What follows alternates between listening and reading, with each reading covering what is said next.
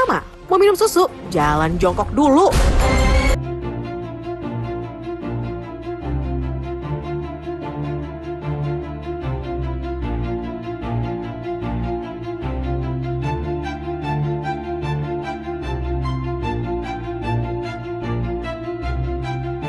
Menjadi sorotan sebab diduga ada begitu banyak tindak eksploitasi terhadap anak-anak dan ada pula feodalisme di sana.